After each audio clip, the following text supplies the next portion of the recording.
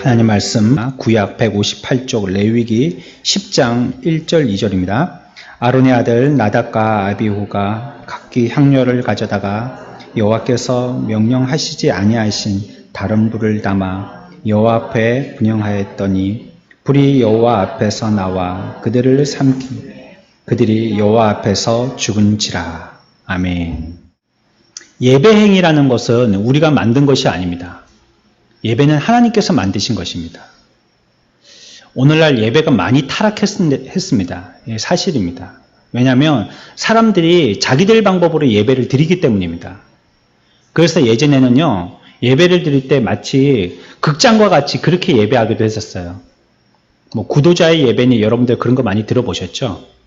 그래서 사람들이 안 믿는 사람들을 갖다가 초청하는 예배로 앞에서 막 무대처럼 예배 단상을 무대처럼 만들어서요, 위에도 그 무대에서 비추는 불빛 같은 거 있잖아요. 빨간 거, 파란 거, 노란 거 이런 불빛을 달아놓고 가보면 진짜 여기 십자가만 없고 현수막에 표 같은 것만 안 붙어 있으면 여기가 극장인지 교회인지 잘 구분이 안 될 정도로 의자조차도 전부 다 극장 의자처럼 이렇게 의자 탁탁 접히는 거 1인용 팔걸이 있는 그렇게 아주 안락 의자 이런 걸로 다 배치를 해놓으니까 그걸 너나 없이 따라 해서 교회를 지었다며 하면 우리나라의 전통적인 교회의 모습은 이렇게 길쭉한 모습인데요.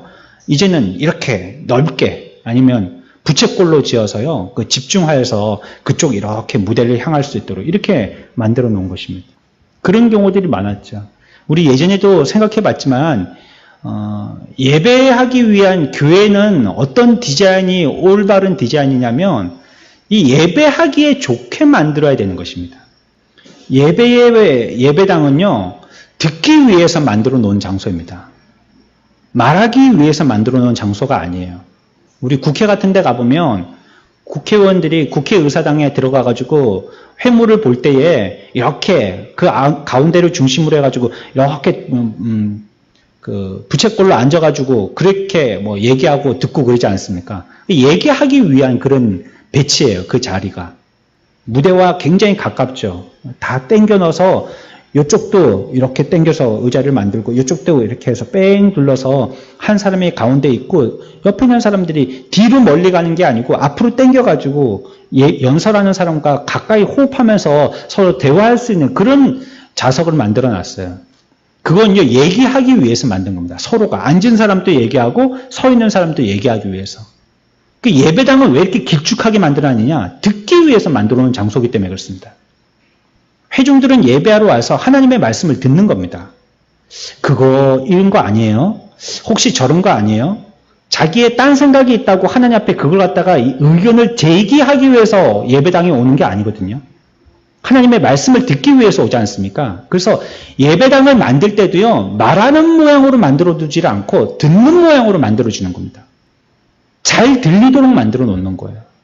이거에서부터 해서 예배 순서에 보면 우리가 처음에 주님을 찬양하고 또 기도하고 또 성경을 봉독하고 또 성시를 교독하고 또 사도신경 암송하고 말씀 읽고 또 가운데 찬양대가 찬양하고 하나님의 말씀 같이 생각하고 선포되어지고 뒤에 또 헌금 시간이 있고 또 뒤에 다 함께 일어나서 주님을 찬양하고 폐회 마치는 이런 순서들이 그냥 우리들이 그게 그냥 물 흘러가는 것처럼 지금까지 해왔기 때문이라든지 그렇게 하니까 조금 더 기분이 좋더라 이렇게 해서 만든 게 아니에요. 신약자들과 개혁가들과 많은 신앙의 선배들이 성경을 통해서 어떤 것이 바른 그러한 정통적인 모임의 순서인지를 연구하고 해보아서 이게 가장 바르구나 하는 것들을 갖다가 어떤 신조로서 세워놓고 그렇게 예배하는 것입니다. 그래서 예배 순서도 아무렇게나 막 하면 되는 게 아니에요. 우리 생각할 때 우리 교회 광고를 갖다가 예배 시간에 안 하지 않습니까? 광고는 맨 끝에 하지 않습니까? 아니면 아예 안 하고 여러분들한테 주보 읽어보라고 하시든지. 혹 한다고 하는 광고는 새가족 수료식 할 때, 새가족 등록했을 때, 그때 광고하는 것 말고는요, 대부분은 예배 마치고 광고합니다. 사람들 많이 있을 때 모여 앉아있을 때 목사님 그렇게 얘기해야지 다 듣죠. 예배 마치면 벌써 가는 사람들이 있는데 그거 그렇게 얘기해갖고 못 듣는 사람들이 있으면 어떻게 해요? 하지만 예배 순서에 그거 하나를 넣느냐 마느냐가 그렇게 우리가 편리주의로 아무렇게나 해서 되는 일이 아닌 거예요. 어떤 것이 과연 하나님 앞에서 바른 예배가 될 것인지를 생각해야 되는 거예요. 그리고 지금까지 그렇게 했다면 왜 이거를 답답하게 이렇게 해왔는가도 생각해 봐야 됩니다. 한 번에 확 뜯어 고칠 것이 아니라 물론 개선시킬 수 있는 건 개선해야 되는데요. 그리고 개혁교회의 표 같은 거 있지 않습니까? 교회는 개혁되었기 때문에 계속 개혁되어야 된다 이런 말이 있잖아요. 그렇기 때문에 우리들은 끊임없이 개혁돼야 되지만요. 그렇다고 무작정 한꺼번에 우당탕탕해서 다 뜯어 고치고 완전히 신형으로 싹 새로 만들고 그러기 전에 왜 그렇게 구형을 지금까지 고집해왔는지를 생각해 봐야 되는 거예요. 그 정신을. 그러니까 그러한 심사숙고가 없다 보니까 예배당 모양이 그냥 극장식으로 다 바뀌어버리는 겁니다. 요즘에 예배당 지으면 다 그렇게 짓죠. 어째 옛날 구식처럼 이렇게 길쭉하게 짓는 그런 교회가 어디 있어요? 다 이렇게 널쩍하게 짓잖아요. 부채꼴로 짓잖아요. 물론 이렇게 예배당의 배치가 어쩔 수 없는 그런 구조가 되어 있기 때문이라면 상가교회 중에서 그런 교회들 몇 군데 봤습니다. 그건 어쩔 수가 없어요. 그렇게 뿐이 자리를 배치할 수밖에 없기 때문에 그렇긴 한데 그런 경우는 극히 드물고요. 대부분은 그냥 이렇게 그게 더 좋아 보이니까 아무 깊은 묵상 없이 하기 때문에 그런 모양을 갖게 되는 겁니다. 우리가 헌금을 할 때도요. 그냥 헌금 바구니 저기다가 놔두고 들어오는 사람들 그냥 넣게 하면 우리의 마음에 부담도 없고 얼마나 좋겠어요. 하지만 그런 것도 이유가 있는 것입니다. 이와 같이 예배 행위는요. 하나님의 계시의 말씀에 한정되어야 하는 것입니다. 하나님께서 명하시지 아니한 불로 분향하는 것은요. 소멸하시는 불이신 하나님의 진노를 피할 수 없게 하는 겁니다. 하나님의 원하시는 방법이 아니라면 그거는 불로 태워서 쓸데없는 것 했다 하고 태워버린다는 거예요. 아무리 우리가 정성을 다해가지고 나와서 한다고 한들 말이에요. 그래서 마태복음 15장에 보면 뭐라고 얘기하고 계시냐면요. 이 백성이 입술로는 나를 존경하되 마음은 내게서 멀도다. 사람의 계명으로 교훈을 삼아 가르치니 나를 헛되이 경배하는도다 라고 말씀하고 있습니다. 입으로는 주님을 사랑한다, 믿는다라고 얘기하면서 마음은 멀다는 거예요. 말은 누가 못해요. 사람 만나서 얘기한다는 게 힘이 있더라고요. 안 보고 얘기할 때는 만나긴 해봐라 이랬는데 사람을 딱 만나면요. 그렇게 못하겠대요. 마음이 약해져가지고. 그러니까 사람들이 어려운 거 얘기할 때 만나서 얘기하자고 그래서 그러는 것 같아요.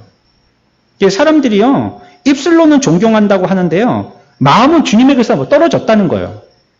그리고 어떻게 하느냐면 하나님의 계명이 아닌 사람의 계명으로 교훈을 삼아서 가르친다는 것입니다. 잘못된 거 가르친다는 거예요. 그리고는 주님을 경배하는데 경배해요. 주님께 예배한다는 거예요. 근데 예배하는데 어떻게 하냐? 헛되게 예배한다는 거예요. 소모한 거예요. 허비한 거예요. 예배를 허비한 거예요. 참 말이 죄송한 말이지만 예배를 허비해버린 거예요. 쓸데없는 예배를 해버린 거예요. 우리가 예배할 때 이게 함정이고 두려워해야 할 것인데 우리가 예배하면서도 얼마든지 헛되게 예배할 수 있다는 것입니다. 예배만 했다면 그게 다 받으시는 예배가 아니래요. 예배에는요, 두 가지 현상이 분명히 나타나야 되는데요. 하나님의 거룩과 영광이 드러나야 됩니다. 예배를 통하여서. 우리끼리 많이 와가지고 우리끼리 욱신욱신 박짝찍을 와와 하고 뭔가 대단하게 된 것 같잖아요. 우리 오늘 예배가 굉장한 예배였었어. 우리끼리 북치고 장구치고 소리 지르면서 노래 크게 하고 춤추고 와 오늘 예배는 정말로 뜨거웠어. 우리끼리 그렇게 자화자찬하지 않습니까? 하지만 거기에 하나님의 거룩과 영광은 분명하게 나타나야 된다는 거예요. 하나님이 영광 받으셔야 되는데 그 어떤 피조물도 예배를 통하여서 다른 것들이 영광 받도록 하나님을 허락하시지 않았는데 우리의 예배가 그런 예배가 되게 해서는 안 되는 것입니다. 우리가 여기에서 기억하지 못하고 있으면요. 그 예배가 어떤 예배가 되냐면 사람 중심의 예배가 되고 맙니다. 예배라고 이름은 하지만요. 아무 거리낌 없이 사람들을 높이고 또 사람 중심의 두려움 없는 일들을 갖다가 자행하게 되는 것입니다. 우리 기분 좋으라고. 그 사람들에게 맞추어진 사람들의 예배가 되고 만다는 것입니다. 그곳에는 하나님의 임재가 없고요. 하나님께서 함께하여 주시는 역사도 없습니다. 코로나 시대가 돼서요. 예배가 굉장히 단순해졌습니다. 교회마다도요. 이제 모든 주중의 행사들은 거의 다 못하고 있지 않습니까? 이제 예배뿐이 할 수 없게 됐죠. 어쩌면 이때를 통해서 예배의 단순성을 다시 불러들이게 된 것입니다. 잘된 것일 수도 있어요. 이 병 때문에 지금 막 자연의 오염이 안 되고 사람들이 많이 왕래를 안 하니까 미세먼지도 줄고 막 그랬다는 말이 있어서 자연이 이제 숨쉬게 됐다 이런 말이 있고 그런 것처럼 말이죠. 우리 신앙에도 어쩜 우리가 할 수 있는 여기에 딱 집중하다 보니까 예배가 단순해졌고 그 예배에 대한 간절함은 더해진 것 같아요. 우리가 종교개혁자들이 가르친 이 원리를 회복하는 그런 계기로 이번 이 코로나 시대를 삼아야 될 것입니다. 하나님만이 예배 대상이고요. 그 하나님의 영광을 찬송하고 또 헌물하고 우리의 몸을 드리면서 하나님께 예배하는 것입니다. 예배는 공연이 아니에요. 예배는 하나님께서 죄와 허물이 많은 죄인들에게 어떻게 역사하셨는지에 대한 하나님의 큰 일들을 성도들이 그 하나님께 대하여서 믿음으로 반응하는 것입니다. 하나님이 우리들에게 이런 역사를 일으키셨다는 것에 대하여서 하나님께 우리들은 살아있는 반응을 나타내는 게 그게 예배인 거예요. 예배 와서 위로받자. 예배에서 힘을 얻자. 물론 그거는 부수적인 것입니다. 하나님이 우리들에게 무엇을 하셨는지에 대해서 힘을 얻고 능력을 얻는 것 전에 하나님의 그렇게 하심에 대해서 하나님께 영광 돌리고 찬양하는 것이 우리들이 예배하는 목적인 거예요. 오늘 예배 갔더니 맨날 깨는 소리만 목사님은 하신다고. 우린 뭐라고 하기만 하고 나무라기만 하신다고. 좀 위로받고 실로 갔더니 더 힘들고 예배 가는 게 왜 이렇게 더 양심의 가책이 있고 더 어려워지는지 모르겠다고. 기왕이면 목사가 사랑의 말로 조곤조곤하게 위로하고 또 그 사람들에게 양심도 이끌릴 수 있는 설득을 잘하면 좋겠죠. 하지만 그렇지 못하다 할지라도 우리가 예배하는 것은 그때 그런 목적이 아닌 거예요. 우리가 하나님 앞에 예배하러 나가는 방법이요. 우리들에게 주신 규정의 원리대로 따라서 그 규정의 원리대로 해야 되는 것입니다. 정하신 방식이 있는데 그 정하신 방식에 따라서 순종하는 것이 우리가 하나님 앞에 영광스럽게 예배하는 모습입니다. 언제 모여야 되는지조차도 성경은 얘기하고 있지 않습니까? 안식 후 첫날, 주일을 얘기합니다. 오늘날 코로나 때문에 교회들이 어려움을 당하니까 주일에 예배하지 말고 주일 예배를 토요일과 주일로 나누어서 하자는 교회도 생기고 있습니다. 이게 어디에서 발상되었냔 말이에요. 어디에서? 어떻게 발상됐냔 말이죠. 모이는 날을 마음대로 변경할 수 있는 권리는 어떤 사람에게도 없습니다. 성경이 정해놓으신 하나님의 방법입니다. 초대교회가 그렇게 된 것처럼 안식 후 첫날, 오늘날로 치면 주일에 모이는 것입니다. 오로지 주님이 정하신 것이고 사도들이 확정한 것입니다. 초대교회 성도들이 그렇게 모였고요. 어떤 때를 불문하고 모두 그날에 함께 모여서 예배했었습니다. 특수한 상황에도 주일날 예배는 끊이지 않았습니다. 우리는 지금 아주 특별한 사회 문제 가운데 있거든요. 이거는 우리 선배들이 한 번도 우리들에게 가르쳐주지 않았던 일들입니다. 만약에 이런 일들을 우리들에게 가르쳐줬더라면 우리가 그때 한번 답습하고 이번에도 그렇게 유연하게 잘 대처하고 놀라지도 않고 미리부터 그 일들을 가지고 많이 준비해 왔을 것입니다. 근데 이 일들을 우리가 한 번도 경험해보지 못했거든요. 저도 95년부터 목회하기 시작해서 지금까지 이런 일은 처음 봤거든요. 선배 목사님들이 아직까지도 제가 안수받던 날 목사님들이 하셨던 말씀이 기억이 납니다. 앞으로의 시대는 목회하기 더 어려워질 거라고. 이건 뭐 어떤 시대든지 하는 말씀들일 거예요. 그렇지만 이런 시대로 어려워질 거라고는 얘기하지 않았어요. 어떤 이런 전염병이 나타나서 이렇게 예배를 못 드리게 된다든지 이런 걸 얘기해 주신 적은 없으세요. 우리는 처음 경험해 보는 것입니다.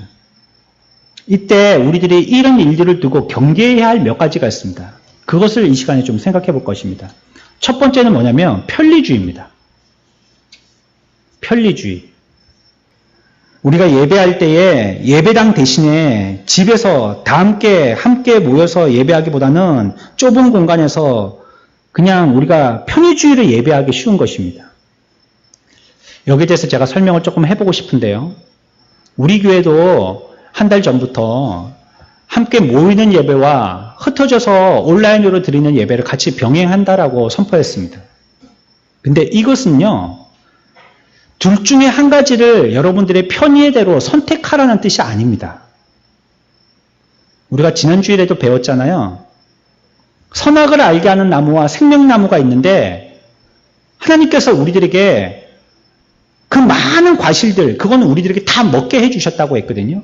근데 선악을 알게 하는 나무, 그거는 먹지 말라고 하셨잖아요. 그렇다면 우리들은 무엇을 선택해야 되냐면 거기에 각종 과실들을 그걸 선택해야 되는 것이에요. 그러니까 우리에게 둘 중에 한 가지를 선택해서 먹으라는 게 아니라고 말씀드렸어요. 하나님의 뜻은 선악을 알게 하는 과실을 먹을래 아니면 각종 실과를 먹을래 둘 중에서 한 가지를 선택해라는 게 아니고요. 우리가 먹어서 살 수 있는 그 과실, 각종 실과 그거를 먹으라고 우리들한테 제시하신 것입니다. 근데 그걸 우리가 판단할 때에 둘 중에서 아무거나 먹어도 되구나라고 오해하면 안 된다는 말이에요. 우리는 순종하는 기쁜 마음으로 거기에 있는 동산에 있는 각종 실과 그거를 선택해야 되듯이 우리들에게도 예배를 어떻게 할래라고 물으실 때에 우리는 최선을 선택해야 되는 것입니다. 편리를 따라서 편한 것을 취하라는 뜻이 아니고요. 최선을 선택하라는 것입니다. 앞에서 생각해 본 것처럼 하나님께 예배하는 것은 그 주제도 하나님이시고 방법도 하나님이 내신 것이고 처음서부터 끝까지 하나님에게 드리는 것이기 때문에 그래요. 그래서 교회에서 그렇게 제시했던 것은요. 함께 나와서 예배드리지 못한 정말 그것이 최선인 분이 있기 때문에 그렇습니다. 이렇게 나와서 함께 모여서 예배드려야 하는데 그렇게 못할 형편에 있는 분들이 있단 말이에요. 여러 가지 상황 때문에. 그러면 그분은 나와서 예배를 못 드리니까 예배를 못 드리지 않습니까? 그러면 그에겐 최선이 뭐죠? 온라인으로라도 예배하는 겁니다. 그게 그 사람에겐 최선이에요. 그러나 나올 수도 있고 안 나올 수도 있는데 안 나오는 걸 선택하는 것은 최선이 아니라는 겁니다. 하나님 앞에 우리가 우리의 힘써 드리는 예배가 있는데 이걸 드리지 않고 그냥 김 빠진 것처럼요. 그냥 긴장감 없이 아무렇게나 드릴 수 있는 예배를 드렸다고 그걸 예배 드렸다라고 얘기하는 그 선택은 바람직한 선택이 아닌 거예요. 그래서 우리가 오해하지 말 것은 여러분들 편하게 아무거나 선택하십시오가 아니라는 뜻입니다. 이게.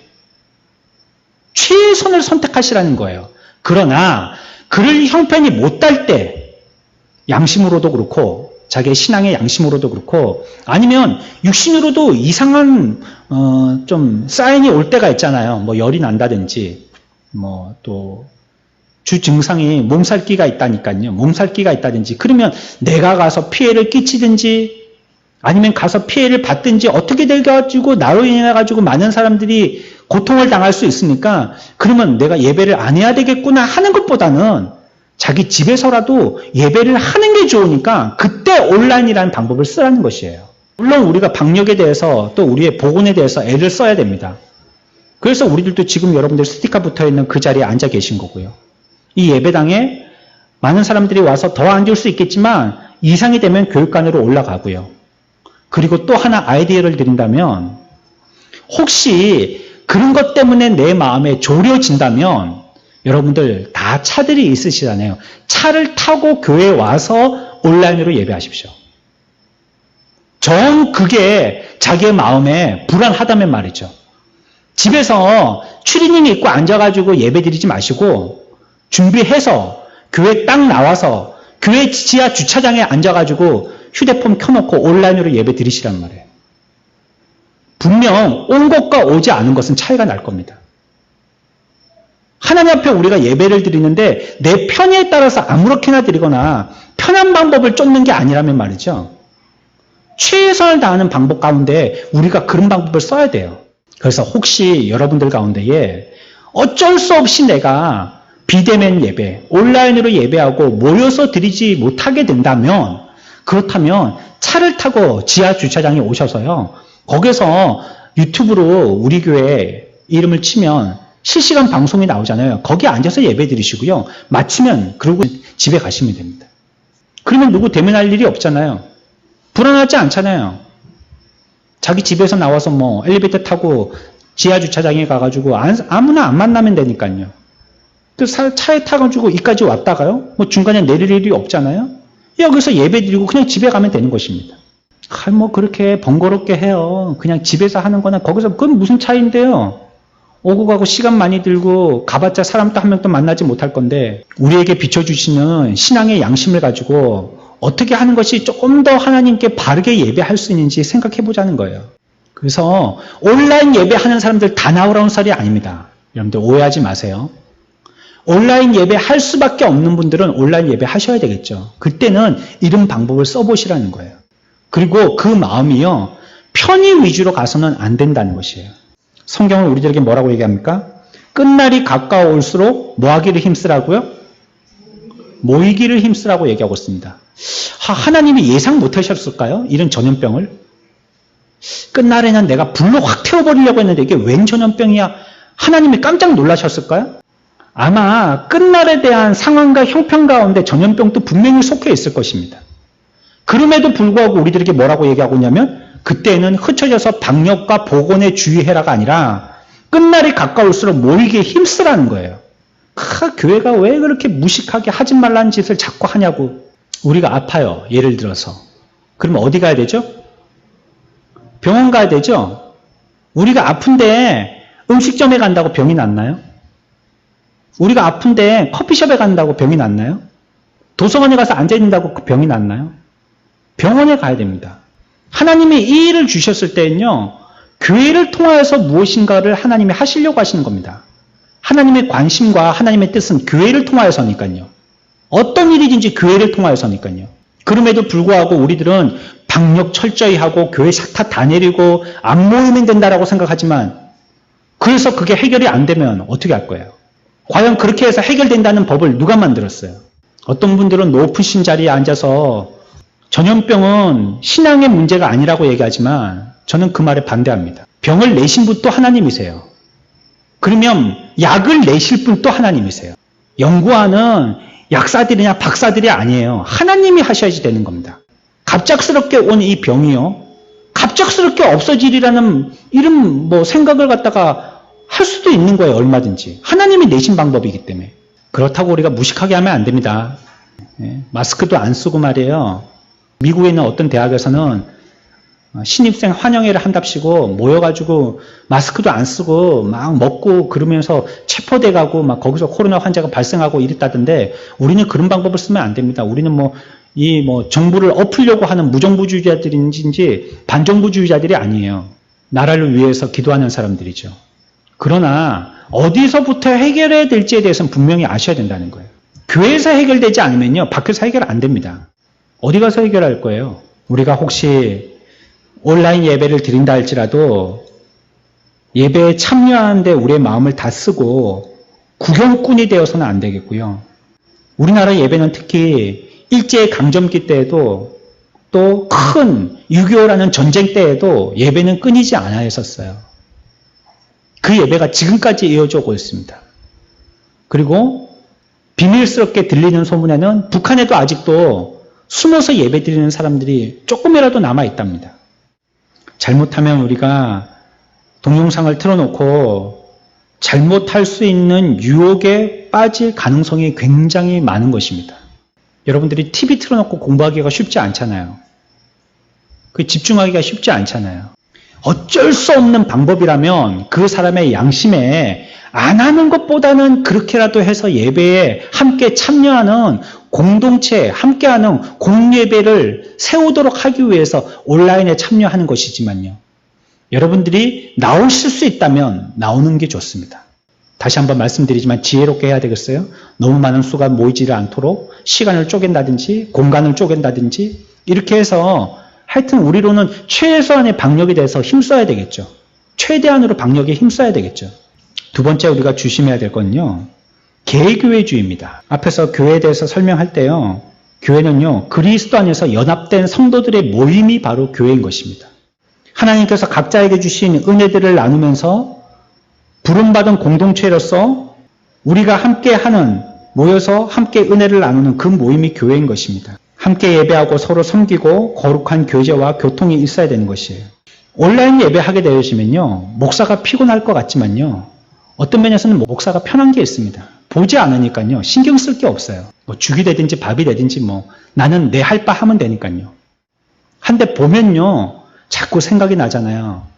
저분이 어떻게 신앙생활 잘하고 있는가, 요번 한 주간에 어떻게 지내고 계신가, 인상이 좋은가 나쁜가, 웃고 있는가 울고 있는가, 화났는가 평안한가, 이런 것들을 잠시 인사하면서 스쳐지가는 그 모습을 통하여서도 다 읽어내거든요. 어떻게 보면 마음으로는 편한데요, 안 모여가지고 그냥 흩어져 갖고 자기가 있는 자리에서 그냥 예배 드리게 되어지면요, 목사님 육신은 편해도요, 그게 온전한 목양은 되지 못하는 거죠. 뭘 얘기해야 될지를 어떻게 알아요. 그러니까 자기 교회라는 의식도 사라지게 되는 겁니다. 나중에는요. 그렇게 할 것 같으면 꼭 선한 목자교회 유튜브 들어갈 필요가 있겠어요? 엄청 선한 목자교회 유튜브 그런 데 들어가죠. 아주 유명한 목사님이 재밌게도 하고 쏙쏙 들어오게도 하고 그렇게 하다 보니까 자기 교회라는 의식이 사라지게 되는 것입니다. 지교회가 없어요. 그러니까 아무 데나 들어가서 힐끗 입고 구경하는 구경꾼이 되고 말 때가 많다는 것입니다. 하지만 이 비대면 문화라는 것이 성도를 개인으로 만들고요, 그리스도의 몸인 교회로부터 자꾸 분리시키게 만드는 것입니다. 여러분들이 있는 그 자리에서 그냥 그 시간에 아무도 모르는 자기 혼자 예배드리고 끝나는 것이죠. 점심때 우리가 식사를 하지만 그게 그냥 밥만 먹고 배부르고 다음 예배 시간을 기다리는 짜투리 시간대의 점심 식사 시간만이 아니에요. 신앙생활에는요, 교제도 반드시 있어야 되는 것입니다. 그때 교제하는 것입니다. 유심히 보시면요, 교회 왔다가 예배만 마치고 불이 나게 달려가는 사람 치고 신앙 좋은 사람이 잘 없습니다. 하나는 1년 365일 52주 한 번도 예배를 안 빠졌는데요, 그런 사람이요, 성도들과 아름다운 교제가 없을 때요, 그 신앙이 좋은 신앙이 되기가 참 어렵습니다. 주일은 잘 지킨 거는 칭찬할 만한데요, 그런 사람이 좋은 신앙 되기가 정말 어렵습니다. 나의 아픔도 얘기하고 다른 사람들의 아픔을 가지고 기도하기도 하고 공동체로서 같이 몸살도 하고 같이 기뻐하고 같이 즐거워하는 것입니다. 그게 교회입니다. 목사가 꾸짖기도 하고 칭찬하기도 하고 어떨 때는 그를 사랑하기도 하고 사랑받기도 하고 그게 교회인 것이에요. 근데 비대면을 하게 되어지면 이게 하나도 없어지는 겁니다. 신경 쓰지 마라, 귀찮다, 신경 쓰이는 것도 힘들다, 이렇게 되는 것입니다. 교회라는 것은 사실 모이는 것입니다. 개별적으로 모이는 것을 교회라 할 수가 없습니다. 하나님의 능력은 온라인을 통해서 나타나실 수도 있지만요, 온라인을 통해서 떡과 잔이 전달되지는 않는 것이에요. 그러므로 우리들은 이러한 때에 자기 개인 위주로 나가는 이런 신앙에 빠지지 아니할까 조심해야 됩니다. 나만을 생각하는 것. 함께 모였을 때에 우리들은 한 몸으로서 개개인이 서로를 세워주는 그리스도의 장성한 분량에 충만한 데까지 자라갈 수가 있는 것입니다. 세 번째, 이렇게 되면서요, 약한 성도들은 매우 약해지게 됩니다. 부자들은 망해도 3년을 산다는 옛말이 있습니다. 기본이 준비되어 있는 사람들이에요. 그런데 헐벗고 사는 사람들은요, 가난해지기 시작하고 어려운 시경을 만나게 되어지면 단 한 달도 버티기 힘든 거예요. 요즘 자영업자들이 힘들다고 아우성 치듯이 말이에요. 대기업이야 벌어놓은 게 있지 않습니까?